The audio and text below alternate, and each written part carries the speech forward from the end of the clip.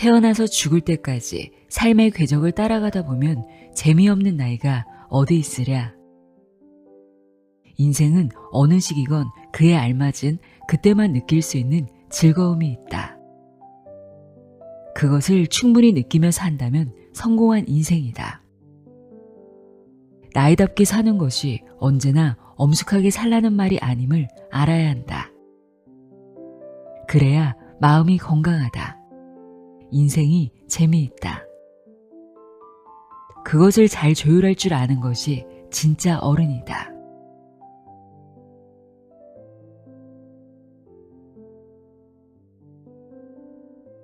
안녕하세요. 나의 소리책갈피 소리내어 읽다입니다. 힘든 것을 남이 알아주길 절대 바라지 마라. 이것이 바로 나이 든 자의 자존심이다. 오늘 소개해드릴 책 속의 한 문장입니다. 나이 들수록 아픈 것도 많아지고 그래서 자연스럽게 앓는 소리를 하게 되는 건 어쩌면 당연한 일이라고 생각해 왔는데요. 이 책은 말합니다. 멋지게 나이 들고 싶다면 일상의 고통을 어떻게 표현할 것인지부터 미리 생각해 볼 필요가 있다고요. 그렇다고 나이 든다는 것이 모든 걸 참고 감정을 눌러 담으며 엄숙하게 살아야 한다는 뜻은 아닙니다. 오히려 마음을 건강하게 유지하는 법을 조금씩 더 잘 알게 되는 과정이라고 이야기합니다.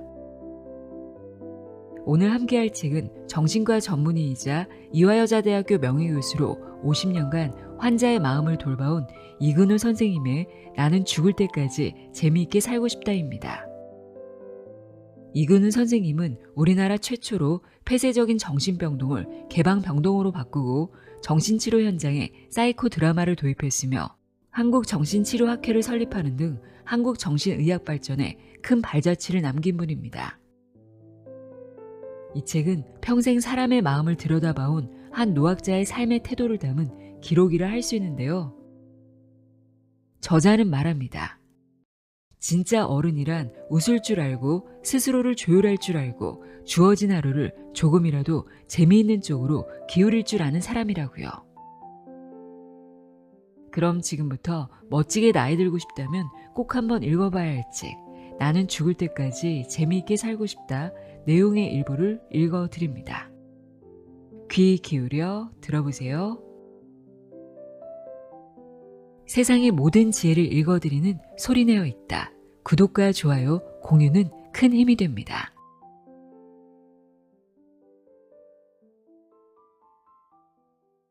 뭐가 그리 억울한가? 나이 들어 보세요. 재미있어요. 백발의 노신사가 젊은이에게 한 말이다. 젊을 때는 나이 드는 것이 싫고 노인의 부정적인 모습만 떠올리지만 실제 나이 들어 보니 재미있다는 말이다. 그렇다. 태어나서 죽을 때까지 삶의 궤적을 따라가다 보면 재미없는 나이가 어디 있으랴. 물론 22살의 즐거움과 40, 50살이 되었을 때 느끼는 삶의 즐거움은 전혀 다르다. 그러나 달라서 더 특별하고 가치가 있다. 그걸 모르고 현재의 나의 상태를 다른 시기와 비교한다면 우리는 일생토록 후회하고 억울한 삶을 살아야 할 것이다. 지금을 살면서도 한 번도 제대로 살지 못하는 슬픈 삶이다. 인생은 어느 시기건 그에 알맞은 그때만 느낄 수 있는 즐거움이 있다. 그것을 충분히 느끼며 산다면 성공한 인생이다. 세상에 존재하는 모든 것에는 음향이 있기 마련이다. 밝음이 있으면 어둠이 있다. 좋은 점이 있으면 나쁜 점이 있다.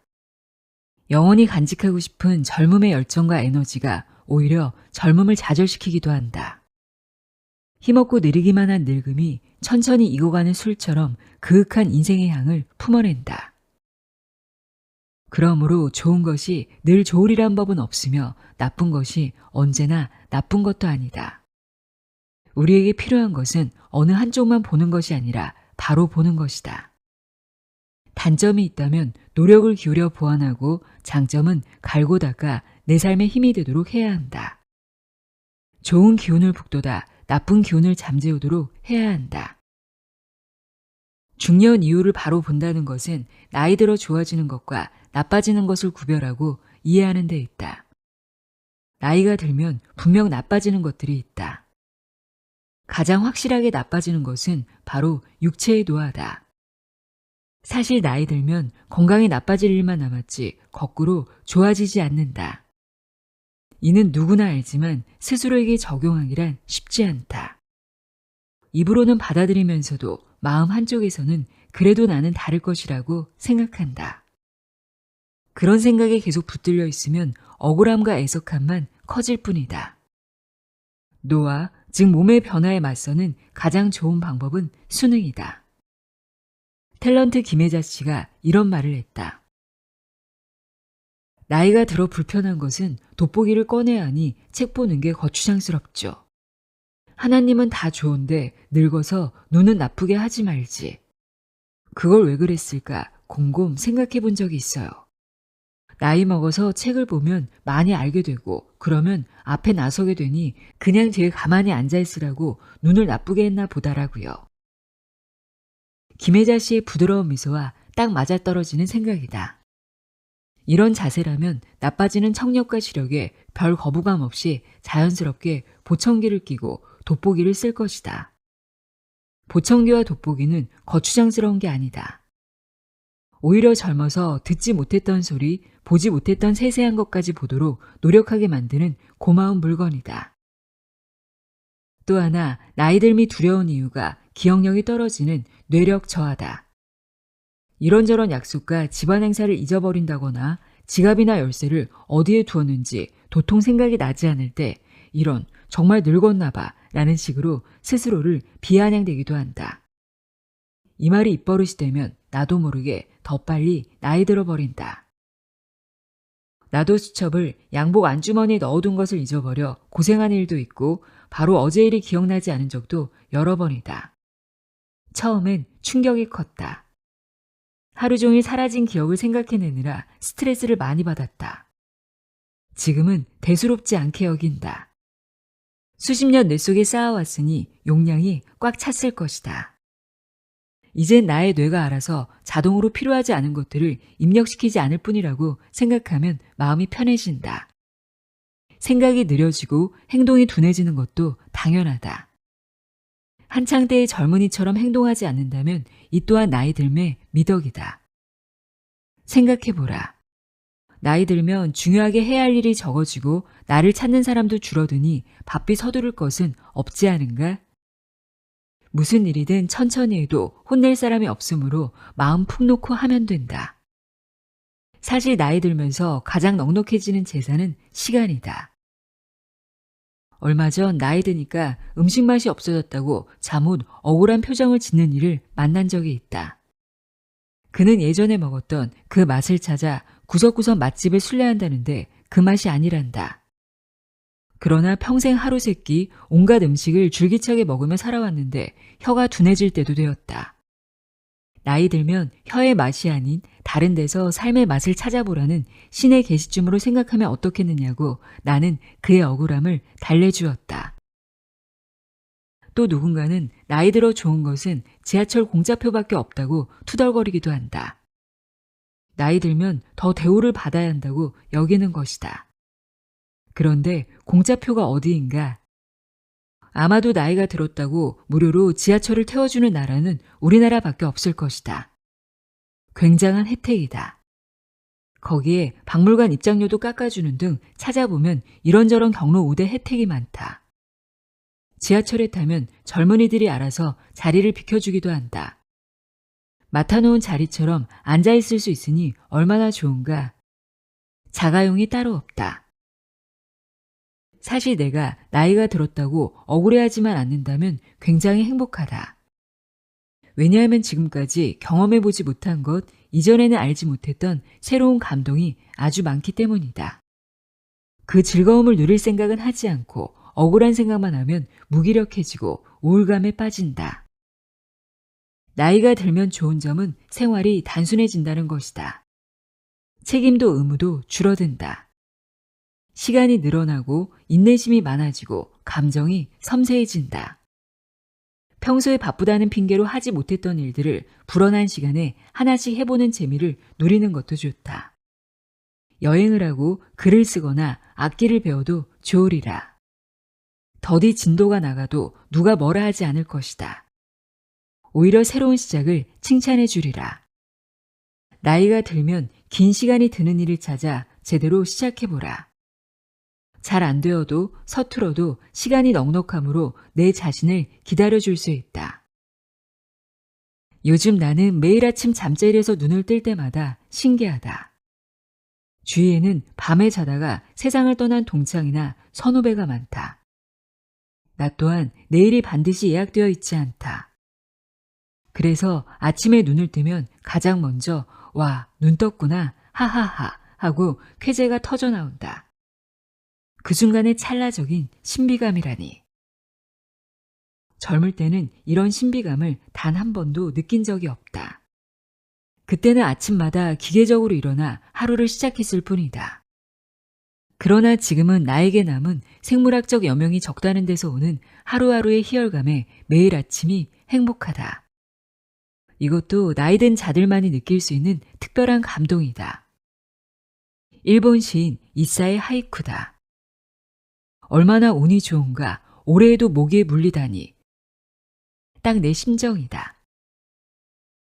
한 살 한 살 나이 들어간다고 억울해하지 마라. 제대로 살지 못했는데 벌써 이렇게 나이 들었다고 후회하지 마라. 누가 뭐래도 우리는 할 수 있는 만큼 살았고 일했고 즐겼다. 지금 내 나이에서 느낄 수 있는 즐거움을 찾아내는 것이 더 급하다. 내가 쓸 수 있는 인생의 시간은 지금 이 순간에도 줄어들고 있다. 왜 외롭다고 말하면서 아무것도 하지 않는가? 나이가 들면 내가 사람을 찾아가야 한다. 노년의 삶을 가장 어렵게 만드는 것이 외로움이다. 고독사라는 말까지 등장했다. 그런데 인간을 병들게 하고 불행하게 만드는 원인이 꼭 외로움이겠는가?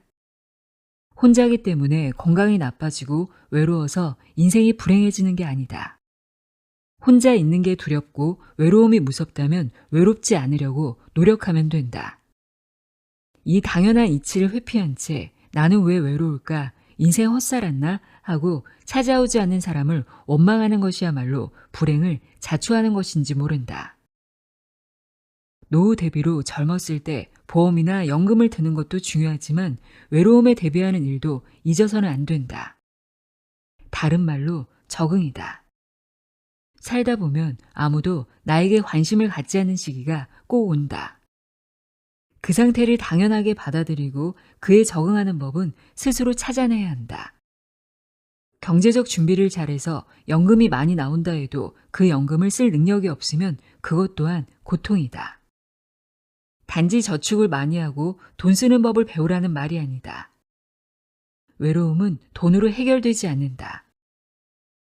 외로움을 없애는 가장 쉬운 방법은 다른 사람을 사랑하는 것이다. 사랑을 너무 거창하고 형이상학적으로 생각할 필요는 없다.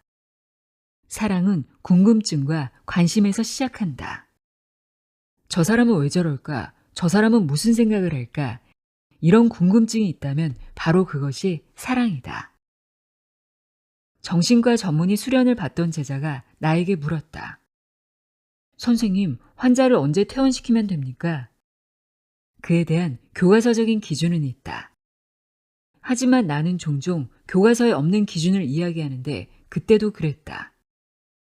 환자가 사랑하는 능력이 생기면 퇴원시켜도 좋습니다.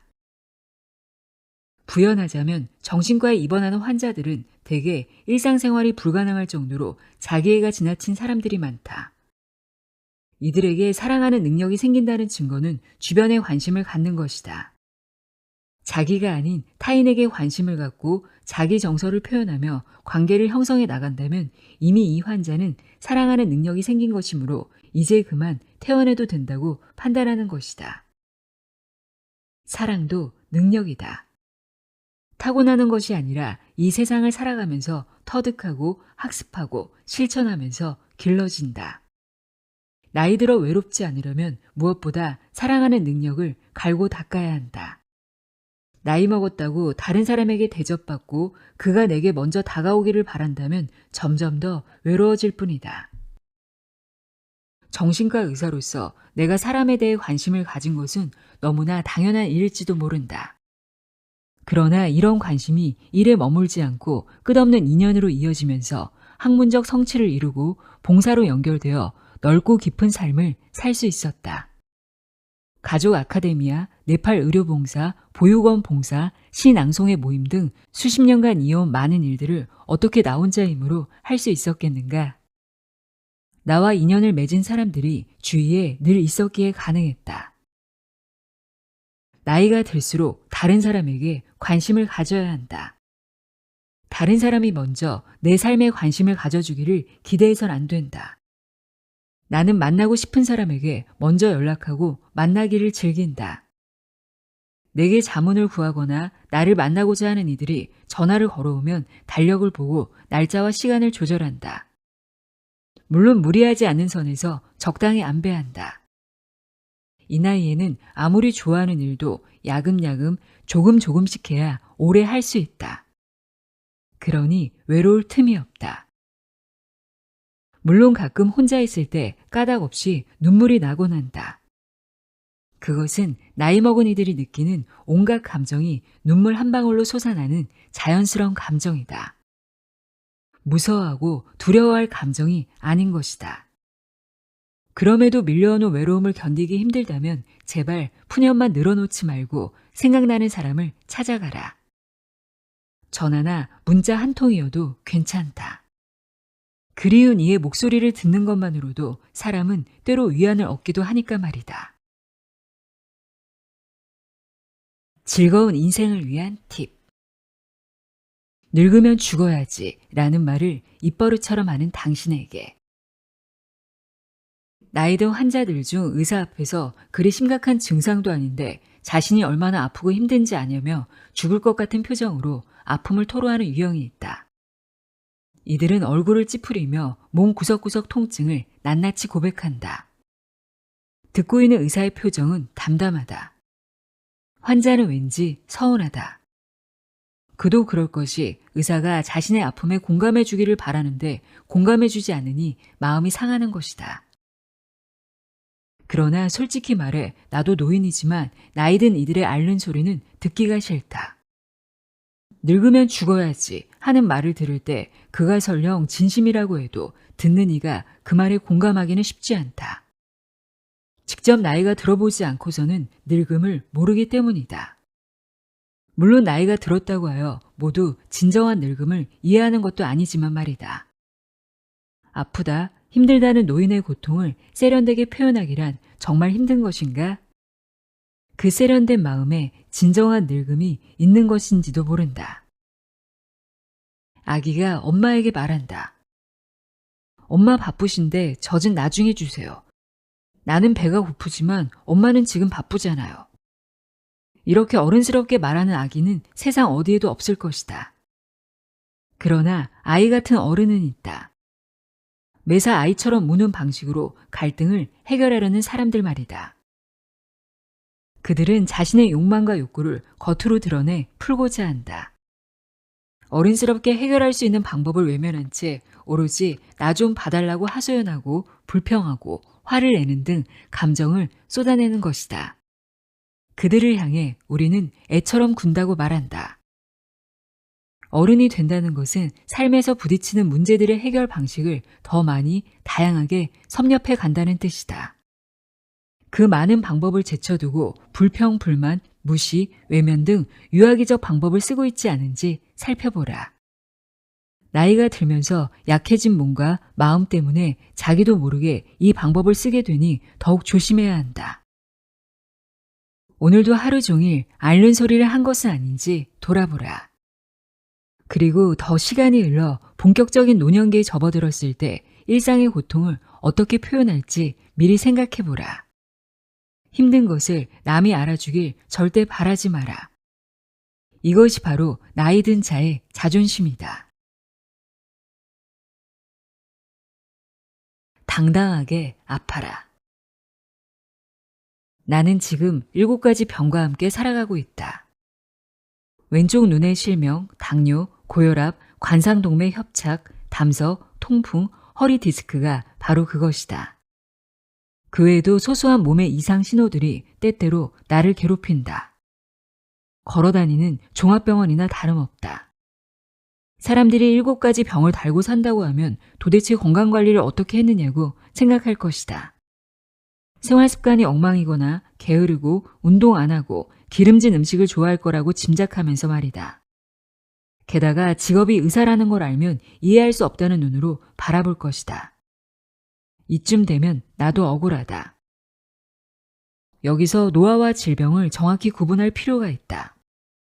노화는 육체적 쇠퇴의 한 과정이며 세월의 흐름과 함께 진행된다. 분명 질병과는 다르다. 그런데 우리는 알게 모르게 노화를 병으로 생각하는 경향이 있다. 이는 늙음을 부정적으로 보는 원인이 되기도 한다. 여하튼 노화로 인해 쉽게 병이 생기기도 하지만 나이 든 사람들이 모두 똑같은 병을 앓지 않은 걸 보면 노화와 병의 상관관계는 더 연구되어야 한다. 의사로서 말하자면 병의 원인이 한 가지로만 추정되는 경우는 거의 없다. 유전이나 정신적 문제, 환경, 생활 조건, 약물 등 수십 가지 상황이 상호작용하여 병으로 나타난다. 그래서 선천적 질환으로 고통받는 환자들이 있는가 하면 날마다 담배를 2~3갑씩 평생을 피워도 암은커녕 천수를 누리고 가는 이들도 있다. 몸의 신비로움을 조금이라도 밝혀내어 아프지 않게 하는 것이 바로 의사가 하는 일이다. 그래서 누구든 다른 사람이 겪고 있는 병의 원인을 두고 단지 게으름과 무관심만으로 재단하여 환자에게 심적인 고통을 더 주지는 말아야 한다. 내가 안고 살아가는 7가지 병은 오히려 너무 열심히 살아온 증거라는 게 의사로서의 내 소견이다. 노화로 생긴 허리 통증을 치료하기 위해 장기간 복용한 약이 당뇨와 고혈압을 차례로 유발시켰다. 왼쪽 눈의 시력을 잃게 된 것은 2003년 네팔에 의료 봉사를 갔을 때다. 한쪽 시력이 부쩍 떨어지고 답답해 고산병 때문이라고 생각했는데 귀국 후 병원을 찾았더니 눈의 혈관에 이상이 있었다. 그런데 이런저런 검사 도중 심장에 더 큰 문제가 발견되었다. 선천적으로 심장 혈관이 좁은 것을 우연히 발견한 것인데 당장 수술을 받아야 할 만큼 급박했다. 2가지 수술을 받았지만 결국 한쪽 눈의 시력은 잃고 말았다. 하지만 눈 때문에 더 큰 병을 발견하여 목숨을 구했으니 한쪽 눈이 보이지 않는 것쯤은 순수히 받아들일 수 있었다. 억울하지 않았다. 70여 년 넘게 건강한 시력으로 살다가 한쪽 눈의 시력으로 살려니 불편함도 없지 않았지만 그런대로 적응이 되었다. 고개를 살짝 더 돌려 시야를 확보하면 될 일이었다. 고개를 조금 더 돌리는 것조차 불행한 일이라고 생각한다면 세상에는 온통 불행한 사람으로 가득하지 않겠는가? 어떤 사람들은 병에 걸리면 내가 왜 이 병을 앓게 되었을까? 건강관리를 제대로 못한 탓일까? 그때 그걸 먹지 말 것을, 운동을 열심히 해볼 것을 하면서 원망하고 자책한다. 그 스트레스로 인하여 병이 더 깊어지기도 한다. 나를 찾아온 병의 첫 번째 치료는 받아들이는 것에서 시작해야 한다. 노화로 인한 병은 대부분 만성질환인데 이 경우에는 단박에 치료되기가 어렵다. 병의 원인을 제거하기는커녕 고통을 누그러뜨리거나 증상을 완화시키는 치료를 받는 게 전부일 때도 있다. 바로 그 점 때문에 실망하여 자제력을 잃고 화를 내거나 스트레스를 일으킨다. 몸으로 느끼는 고통과 불편을 말로 다하지 못하겠지만 어쩌겠는가. 잘 달래는 수밖에 없다. 번번이 짜증을 내고 얼굴을 찡그리고 한숨을 쉬며 아이고를 내뱉지 말아야 한다. 아프지 않고 장수할 수 있다면 정말 보배로운 일이다. 그러나 건강하지 못하다고 한두 가지 병을 앓는다고 해서 불행해지는 것은 아니다. 건강하지 않아도 행복할 수 있도록 노력하는 것, 그것이 나이 들어 새롭게 맞이한 인생에서 해야 할 일이다. 당뇨병 선고를 받았을 때 나는 그 사실을 바로 인정했다. 나도 의사였지만 담당 의사 앞에서는 환자였으므로 그의 말을 경청했다. 해야 할 것과 하지 말아야 할 것에 대한 주의사항을 듣고 새겼다. 식단 제한과 정기적인 운동 등 예전에는 신경 쓰지 않았던 일들이 내 일상에서 꼭 해야 할 일들로 추가되었다. 혈당을 체크하고 인슐린 주사를 직접 놓는 일이 날마다 반복되었지만 번거롭게 생각하진 않았다. 내 생명을 연장하는 대가로 그 정도 수고는 감수해야 한다. 예전에 알고 지내던 선배 의사가 뇌일혈로 쓰러졌다. 그는 투병을 하면서 자신이 운영하던 병원을 아예 뇌일혈 후유증 치료 전문 병원으로 바꾸었다. 자신과 같은 고통을 겪는 환자들과 어울리며 함께 치료하고 의학적인 공부를 하자는 의미였다. 그 선배가 생각나서 기왕 투병할 일이면 나와 같은 병을 앓는 사람들의 어려움과 이런저런 사정을 나누는 것도 보람 있는 일이지 않을까 싶었다. 생각은 꼬리를 물어 당뇨를 가진 사람들의 쉼터 같은 것을 만들면 좋겠다는 생각까지 해보았다. 죽을 때까지 아프지 않고 살면 좋겠지만 있을 수 없는 일이다. 거기에 열심히 산 결과로 생기는 병은 어쩌겠는가. 나이 들어 몸에 찾아드는 신체적 고통은 좀 고약한 친구라고 생각해야 한다. 병에 걸렸더라도 내 몸이 할 수 있는 만큼의 일을 하면 된다. 긍정적인 생각을 할 수만 있다면 그 어떤 명의보다 낫다. 병에 대한 고정관념을 바꾸자. 병은 훈장도 아니요 인생을 잘못 살았다는 증거는 더더욱 아니다. 그냥 같이 가야 할 삶의 조건이 추가되었을 뿐이다. 아파도 하루하루 긍정적인 자세로 생활한다면 상황이 더 나빠질 수 있음에도 불구하고 정신적인 면에서 가족을 덜 고생시킬 수 있을 것이다. 영화배우 이대근 씨가 아파 누운 늙은 어머니의 소변을 받아내다가 냄새가 역해 얼굴을 찡그렸단다.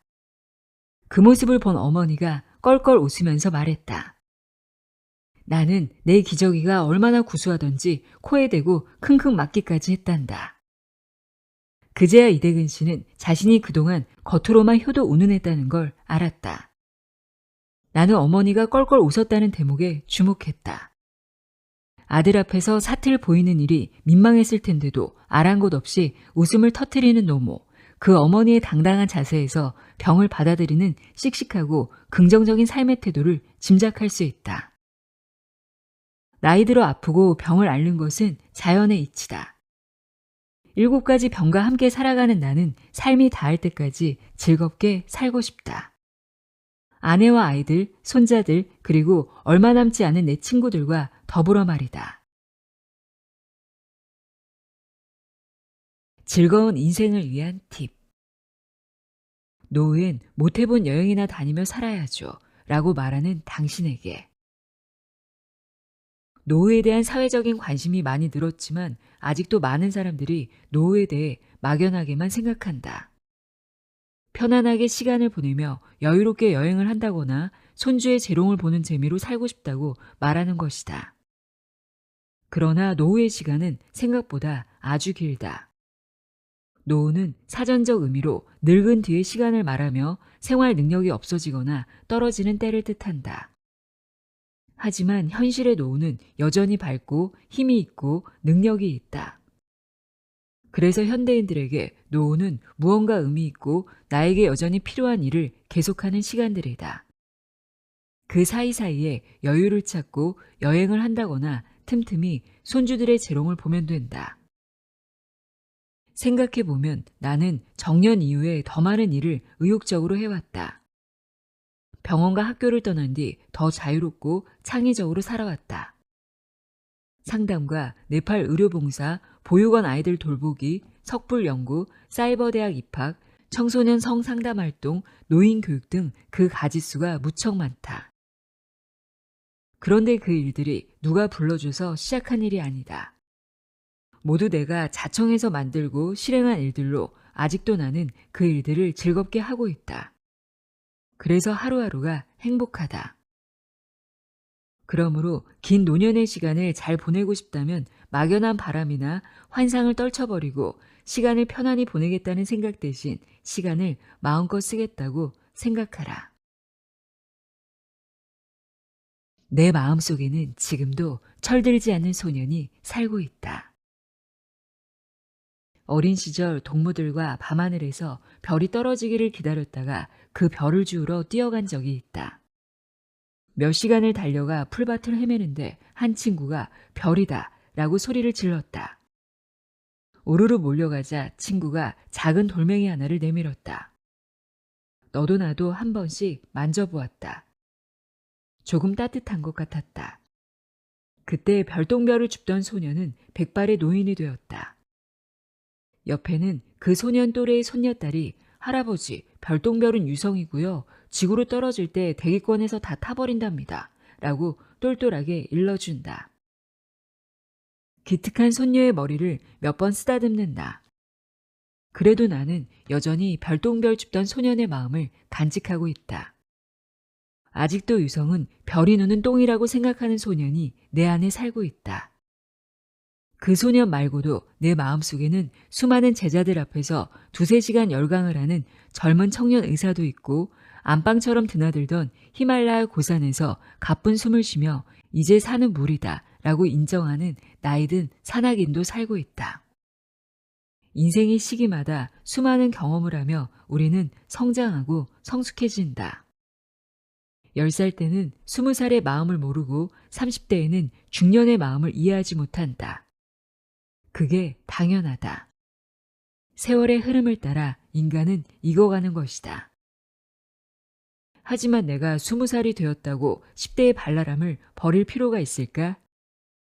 40이 넘었다고 자식들에게 꼭 모범적인 아버지의 모습만 보여줘야 할까? 노년이 되었다고 날마다 점잖은 얼굴로 세상을 통달한 것처럼 행동할 필요가 있을까? 나는 가끔 가족과 동료, 제자들에게 엉뚱하다는 소리를 듣는다. 양복 정장에 운동화를 신는다거나 늘 메고 다니는 크로스백 안에 사막에 떨어져도 사흘간은 버틸 수 있는 서바이벌 키트가 들어있다고 먼저 소문을 내는 식이다. 전형적인 교수의 모습과는 다른 말과 행동에 제자들은 깜짝 놀라고 즐거워한다. 튀려고 한 행동은 아니다. 나는 그저 실용적이고 자유분방한 생각을 즐겨야 할 뿐이다. 언젠가 보육원 아이들에게 시장에서 사먹는 떡볶이 맛을 보여주고 싶어 손수레와 떡볶이용 사각팬, 가스통을 직접 사서 떡볶이집처럼 꾸몄다. 나도 빨간 앞치마를 둘러 떡볶이 할아버지로 변신했다. 그렇게 한동안 진행했던 떡볶이 봉사는 아이들에게 인기 최고였다. 제자들의 회갑 잔치를 스승인 내가 치러준 적도 있다. 나의 회갑을 축하해 준 것에 대한 나름의 보답이었다. 어느 날 우연히 내가 처음 가르친 제자들이 60세가 되었음을 알았다. 아, 나의 첫 제자들이 어느새 회갑이라니 감회가 유별났다. 나는 제자들에게 어릴 때부터 지금까지 찍은 사진을 20장씩 가져오라고 했다. 나는 그 사진에 글을 첨부하여 60년 이란 제목의 CD를 구웠다. 그러고는 예약한 식당에서 식사를 하면서 회갑 기념으로 CD를 선물했다. 조촐한 회갑 잔치였다. 교수님이 제자 회갑 잔치를 차려주는 경우는 본 적이 없습니다. 라며 개면쩍어하는 제자들에게 내가 말했다. 살면서 형식에 너무 얽매일 필요는 없어. 서로 즐겁고 좋았다면 이것이 새 형식이 될 수 있지 않을까? 스승이 제자 환갑잔치를 치러주는 게 무슨 큰일이라고. 나의 일탈에 고마운 마음이 들고 제자 아끼는 이 방식이 마음에 들면 너희들도 제자들에게 똑같이 해주면 돼. 나는 내가 스승이라는 이유로 목에 힘만 주고 싶지 않았다.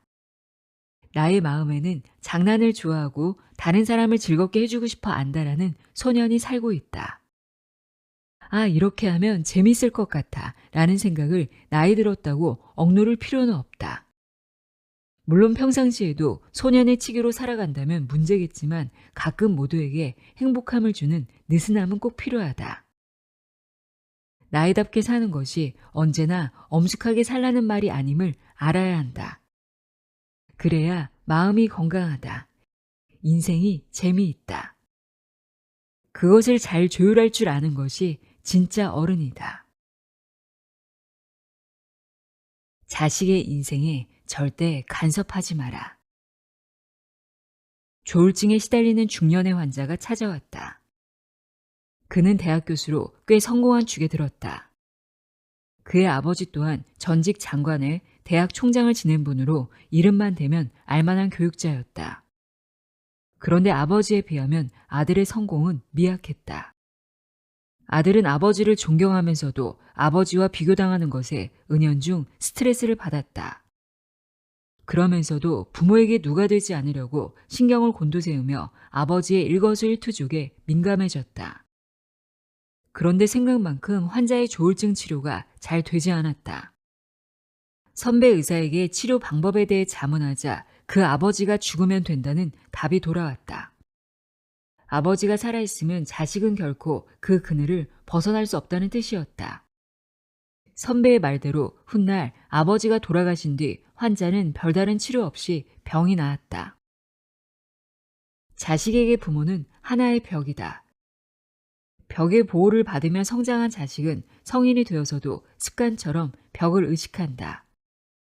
벽은 보호막도 되지만 시간이 흐를수록 자식의 앞길을 막아서는 걸림돌이 되기도 하는 것이다. 자식이 그 벽을 뛰어넘으면 완벽한 성장을 이루게 되지만 벽이 높고 튼튼할수록 부모에게 기대는 습관이 몸에 밴 자식은 부모에게서 벗어나지 못한다. 이렇게 되면 자식은 물론 부모도 행복하지 못하다. 특히 노년의 부모는 자식 뒤치다꺼리를 하며 말년을 보내기도 한다. 이럴 때는 부모가 먼저 그 벽을 부숴줘야 한다. 자식의 성장 연령에 맞게 자식의 뜻을 수용하고 인격체로서 존중하라는 말이다. 자식이 성인이 된 뒤에도 더 이상 이래라 저래라 강요해선 안 된다. 미덥지 못하고 어수룩해 보이겠지만 과감히 놓아주어야 한다. 공자가 말했다. 젊어서는 부모에게 의지하고 늙어서는 자식에게 의지하라. 자식에게 의지하지 말고 살자는 게 요즘 대세지만 나는 이 말을 참 좋아한다. 달리 말하면 어릴 적에는 부모의 보호를 받고 나이 들어서는 자식의 보호를 받아야 한다는 것인데 보호받는다고 해서 모든 것을 자식에게 내맡기고 기대어 살라는 말은 아니다. 자식에게 의지하라는 것은 자식을 존중하고 신뢰하라는 뜻이다. 부모 세대가 예순을 넘기면 곧 자식의 시대가 왔음을 상징한다. 집안에 새로운 해가 떠오르는 시기다. 이쯤부터는 자식이 집안의 주도권을 가져야 한다. 부모가 연장자라는 이유로 모든 것을 부모 중심으로 맞춰서는 안 된다. 우주에도 자연계에도 메인스트림이 있다. 우리 사회에도 사회를 움직이는 중심 동력이 있으며 어떤 조직에서나 실세가 있다. 가정도 마찬가지다. 나이든 부모가 메인스트림이 되어서는 안 된다. 자식이 성장한 뒤에도 부모가 중심축이 되어 가정을 이끌면 가족 모두 힘들고 피곤해진다. 생활의 중심을 자식에게로 이동하라. 부모가 사회적으로 성공하거나 재산이 많을 때 또 부모 스스로 인생 경험이 풍부하다고 생각할 때 부모가 집안의 주도권을 늦게까지 잡고 있는 경우가 흔하다. 눈을 감을 때까지 온갖 지시를 내리며 자식을 믿지 못하는 이들도 있다. 전통적으로 시어머니가 곳간 열쇠를 쥐고 있다가 며느리에게 넘겨주는 풍습이 있는데 요즘 세상에는 하루라도 빨리 열쇠를 며느리에게 넘겨줘야 한다. 시어머니의 곳간 운영을 지켜보는 것도 좋지만 며느리가 적자가 날지라도 직접 운영을 해봐야만 살림을 제대로 할 수 있다. 40살이 된 외동아들이 아직도 변변한 직장 없이 부모에게 기대어 산다며 걱정을 토로하던 노신사를 기억한다. 그는 전직 회계사 출신이었다. 사회적으로 성공하여 경제적인 풍요는 물론 활발한 사회활동을 펼치며 많은 이들에게서 존경을 받았다. 그는 아들에게 의식주는 물론 다방면에서 최고의 교육과 문화를 누리게 했다. 온 가족이 한 달에 한 번은 꼭 음악회에 갈 정도였다. 그런데 자식이 40살이 된 지금도 매달 그 행사를 계속하고 있다고 했다. 나는 놀랐다. 아들의 반응이 어떠냐고 물었더니 말끝을 흐렸다. 얼마 전 겨우 분가를 하여 혼자 산다는 아들은 한 달에 한 번 음악회 때 부모를 만나 저녁을 먹고 헤어진다고 했다.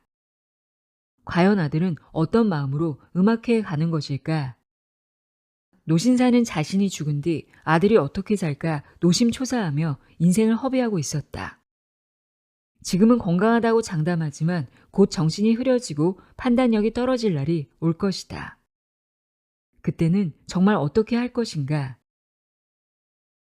노년은 자식에게 집안의 모든 흐름과 걱정거리를 맡겨두고 내 몸을 잘 건사하면서 삶의 의미를 곱씹고 즐기는 시기여야 한다. 이런 황금 같은 시간을 노신사는 자식 걱정에 바치고 있으니 안타깝기만 하다. 노신사는 아들을 위해 최선을 다했다. 그러므로 아들이 홀로 서기를 못한 것에 대해 더 이상 죄책감을 느껴서는 안 된다. 노신사는 부모는 자식을 끝까지 책임질 수 없다는 것을 인정해야 한다. 그렇지 않으면 부모와 자식이 좋은 관계를 유지하기 어렵다. 부모는 일정 기간의 양육과 보호가 끝나면 자녀가 스스로 인생을 살도록 내버려 둬야 한다. 모든 일을 자식 스스로 결정하고 선택하도록 해야 한다. 부모와 자식 모두가 행복하게 사는 길은 의외로 쉽다. 부모와 자녀가 각자의 인생을 충실하게 살면 된다. 물론 자녀의 삶이 불행해지면 부모가 걱정하는 것은 지극히 당연하지만 그럴 때조차 부모 세대가 해결해 줄 수 있는 일은 많지 않다. 영화감독 이준익의 아들이 정육점을 운영한다는 이야기를 들었다. 유명 감독의 아들과 정육점, 얼핏 어울리지 않는 조합 같았다. 아들은 대학교 1학년 때 이 감독에게 아버지, 마지막까지 살아남는 직업이 뭘까요? 라고 묻고는 먹는 장사로 결론을 내렸단다. 그러고는 대학을 그만두겠다고 하더니 냉면집, 한식, 일식, 중식당 주방에서 일했다. 그릇 닦는 일부터 안 해본 게 없는 아들은 온몸으로 터득한 경험을 바탕삼아 정육점을 운영하기에 이르렀다. 이준익 감독은 아들이 항상 웃는 얼굴이라며 그것이야말로 아들이 행복하다는 증거가 아니겠냐고 말했다. 자식의 행복을 바라보는 아버지만큼 세상에 큰 행복이 또 있을까? 그것도 자식이 스스로 터득한 행복이라면? 이 감독은 자식 걱정 없는 만큼 많은 시간을 자신이 좋아하는 영화에 올인할 수 있을 것이다.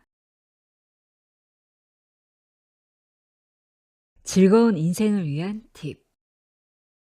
인생 계획을 어떻게 세워야 할지 막막하다는 당신에게. 50세가 되면 5년 단위로 인생을 계획하라. 50세는 아직 청춘이지만 머지않아 본격적으로 해가 지기 시작할 것이다. 정년 이후 어떻게 살아야 할 것인가를 고민한다면 죽음을 진지하게 인식해둘 필요가 있다.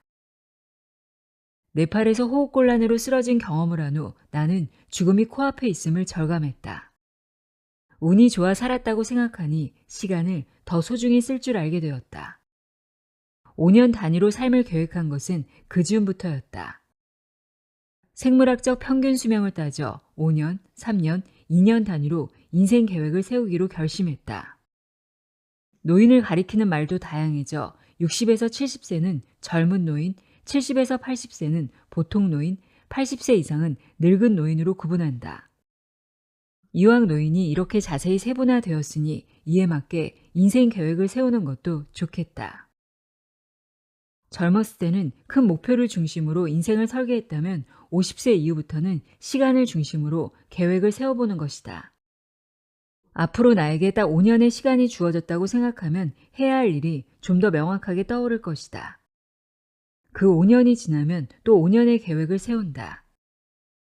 그리고 70세가 되면 3년 단위로 계획을 세우고 다시 2년, 1년 단위로 인생 계획, 하루 계획을 촘촘히 세워보라. 계획이 거창한 무엇은 아니다. 뭐하지? 라고 심심하게 시간을 써버리지 말자는 것이다. 인생의 황금기는 바로 지금이다. 우리나라 사람들은 유독 나이에 민감하다. 처음 만나는 사람도 나이부터 묻는다. 기자들이 나를 인터뷰하고 쓴 기사에는 언제나 이름 뒤 괄호 안에 나이가 적혀 있다. 평소 나이를 잊고 살기에 그 숫자를 보면서 내 나이가 이렇구나 느끼기도 한다. 대학 시절 어느 교수님이 나에게 몇 살이냐고 물으시기에 대답했더니 고개를 끄덕이며 웃기만 하셨다. 인턴이 된 뒤 그 교수님이 또 나이를 물었다. 내가 대답하니 이번에는 참 좋을 때다 라고 했다.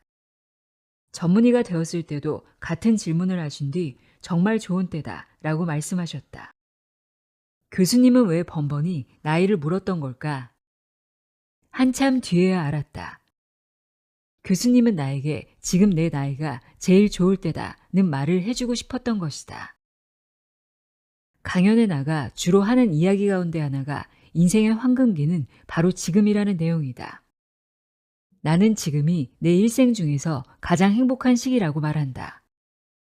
5살이면 5살이 황금기고 70살이면 70살이 황금기다.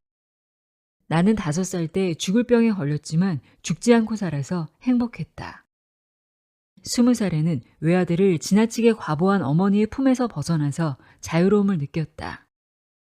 30살엔 경제적으로 힘들었지만 아내와 아이들의 따뜻한 가족애로 행복했다. 40 넘어서는 과중한 일에 지치기도 했지만 네팔에 봉사활동을 하러 가면서 새로운 기쁨을 찾았다. 돌아보면 매 시기가 행복이고 황금기였다. 죽음이 코앞에 있는데 뭐 그리 행복하냐고 하겠지만 죽음이 오기 전까지 나는 언제나 인생의 황금기를 살고 있다고 믿는다. 환자 가운데 죽을까봐 겁을 내는 이가 있었다. 그가 대학생일 때 우리는 처음 만났다. 선천적으로 몸이 약했던 그는 죽음에 대한 불안 때문에 아무것도 못해 일상생활에 지장을 줄 정도였다. 자동차나 비행기도 못 탔으며 먹을거리도 조심했다. 비 오는 날에는 벼락이, 바람이 부는 날에는 간판이 머리 위에 떨어질까봐 두려워했고 바닷가나 산에도 가지 못했다. 계속 치료를 받으며 2년을 이어온 그는 어느덧 50세가 넘어 정년 퇴임을 하였다. 시간이 약이라는 말처럼 그의 증세도 세월이 흘러 희미해졌다. 하루는 그가 이렇게 말했다. 선생님, 저는 왜 그리 죽음이 무서웠던 거죠? 그냥 재밌는 거 하고 맛있는 거 먹고 가고 싶은 데 다 가보면서 살았으면 좋았을 텐데요. 그는 걱정하고 두려워하며 보낸 지난 시간을 진심으로 후회했다. 미래를 걱정하며 살았든 걱정일랑 집어치우고 살았든 결국 시간은 똑같이 흘러버리는 것을. 내일 올지 안 올지 모를 죽음을 걱정하느라 써버린 황금 같은 시간을 그는 정말 아까워했다. 나는 그에게 혹 이번에는 지난 세월을 후회하느라 지금 시간을 낭비하지 말라고 충고해 주었다. 뭔가 깨달음이 있었는지 그는 내가 참여하는 문학 동아리 모임에 나오고 싶다고 했다. 문학을 모르는데 괜찮겠느냐고 걱정하기에 나는 당장 이번 주부터 나오라고 명령했다. 인생은 여기와 지금이다. 행복을 즐길 시간과 공간은 바로 지금 여기다. 이것을 깨닫지 못하는 이들은 항상 다른 곳 바깥에만 시선을 두고 불행해야 한다. 뇌 속에서 행복한 감정을 불러일으키는 물질은 엔도르핀이다. 엔도르핀은 과거의 행복한 기억, 미래에 다가올 행복 때문에 생기는 게 아니다. 지금 내가 즐거워야 엔도르핀이 형성된다. 사람이 어떻게 늘 행복하기만 하느냐고, 슬프고 괴로울 때도 있지 않느냐고 묻는 이들도 있는데 그런 이분법적인 생각에서 벗어나야 한다. 괴롭고 힘들지만 그럼에도 즐겁다고 말해야 하는 것이다. 좋든 나쁘든 나에게 닥친 이 순간에 충실할 때만이 인생은 즐거워진다. 톨스토이가 말했다. 지금 하고 있는 일을 사랑하라. 지금 이 순간을 사랑하라. 지금 만나는 사람을 사랑하라.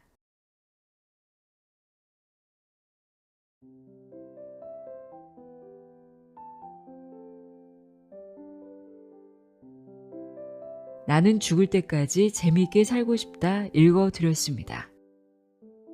나이 든다는 건 모든 걸 참아내는 일이 아니라 내 마음을 더 잘 조율해가는 일임을 알 수 있었습니다. 완벽하지 않아도 괜찮고 작은 일에도 미소 짓고 조금이라도 재미있는 쪽으로 하루를 기울였다면 그걸로 충분합니다. 오늘도 함께해 주셔서 고맙습니다.